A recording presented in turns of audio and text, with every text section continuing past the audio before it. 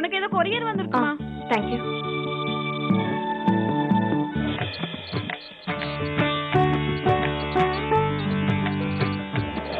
Hi Charu. நமக்குள்ள எதுக்காக சண்டை? Hey wait wait wait. ரிமோட்ட தேடாத. ஒரு 2 மினிட்ஸ் இரு. அதுக்குள்ள நான் சொல்ல வேண்டியதெல்லாம் சொல்லிடுறேன்.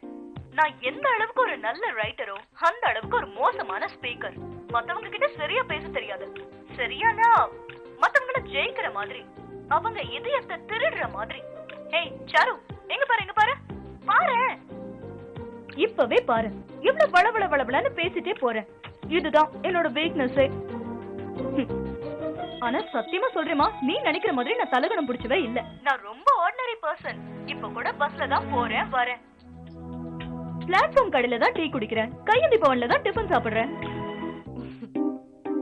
நான் பேசாம ஊமையா பிறந்திருக்கலாம். ஒரு ஐடியா, அடுத்த தடவை நம்ம சந்திக்கும் போது மொழி படத்துல வர ஜோதிகா மாதிரி சைன் லாங்குவேஜ்ல பேசிக்கலாமா? என்ன புரியலையா? எவ்வளவு நேரம் டிவிய ஆஃப் பண்ணாம பார்த்ததுக்கு நன்றி. Between you and me, let there be friendship. உங்களுக்கு மட்டும் இல்ல, இந்த கம்பெனியோட டாப் லெவல் மேனேஜ்மெண்ட்டுக்கும் நான் தேங்க்ஸ் சொல்லணும். யார் உங்க பாஸ்?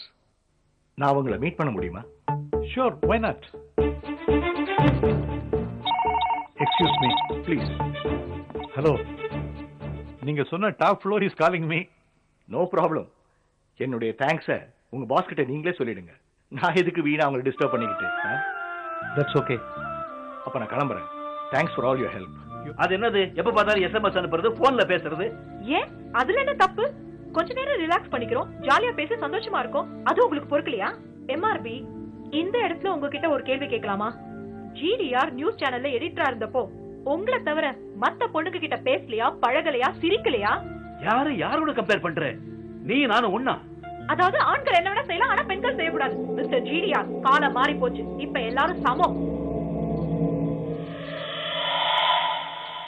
GTR, I'm sorry.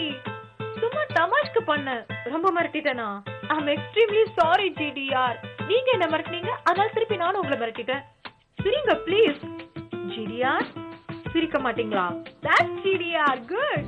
நான் உங்க பேரை கெடுத்துட்டேன்ப்பா.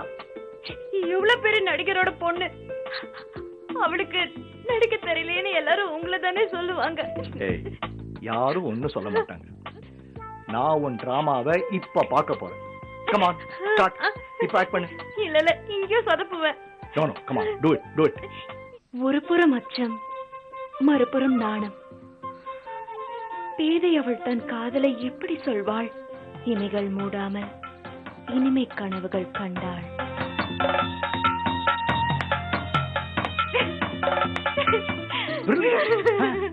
உன்னால எதுவும் முடியுமா? Remember, failure is the stepping stone for success.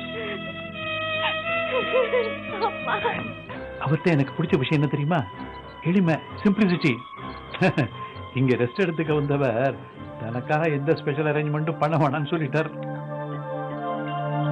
அவருடைய கேரக்டர், குணம், இதெல்லாம் நான் உங்களுக்கு சொல்லட்டுமா? ஒரு பெரிய லிஸ்டே இருக்கு. அவர் உங்ககிட்ட போட்டதெல்லாம் வெறும் வேஷம், நடிப்பு. ஒரு காலத்துல மதன் அப்படி இருந்திருக்கலாம் நீ சொல்ற மாதிரி. ஆனா இன்னைக்கு மாறி இருக்கலாம் இல்லையா? No, take it from me. நிச்சயமா மாறி இருக்க மாட்டார். இல்ல பொன்மணி, பொதுவா காலம் எல்லாத்தையும் மாத்திரும். என்ன மாத்தலையே, நான் அப்படியே தான் இருக்கேன். You are an exception. அதை விடு. அவர் இங்கிருந்து கிளம்பும் போது நீங்க தான் இருக்கேன்னு சொல்றதுக்கு வாய் வரைக்கும் வந்துடுத்தோ. கஷ்டப்பட்டு அடைக்கின்றேன். குட், நீங்க உங்க வேலையை காப்பாத்திட்டீங்க. என்ன சாமர்த்தியமா மதனை பத்தி பேச்ச ஆரம்பிச்சு என்ன ஆழம் பாக்குறீங்களா? நான் அன்னைக்கு சொன்னதுதான் இன்னைக்கும் சொல்றேன். நான் பாசத்தை ஜெயிச்சவன். அதான் பொன்மணி.